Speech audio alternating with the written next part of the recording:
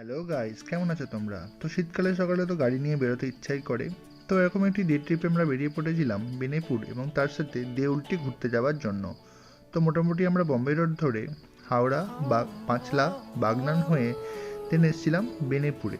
এটি ছিল রূপনারায়ণের নদীর ধারে এরকম একটি মেঠো রাস্তা, গ্রামের রাস্তা দিয়ে আমরা সোজা পৌঁছে গেছিলাম বেনেপুর বিচে। মোটামুটি বিচটা খালিই ছিল। রূপনারায়ণের জল দেখতেই পাচ্ছ তোমরা দূরে। বেনিপুর বিচে আসতে চাও তাহলে সাজেস্ট করবো তোমরা একটু আর্লি মর্নিং আসো, 8:30টার মধ্যে, বা এলে বিকেলের দিকে আসো। সেই সময় এখানে রোদ্দুরটা অনেকটা কম থাকে। আমরা পৌঁছেছিলাম মোটামুটি 8:20-25 নাগাদ, আর মোটামুটি 10টা পর্যন্ত সেখানে ছিলাম। খুব সুন্দর আমরা টাইম স্পেন্ড করেছিলাম।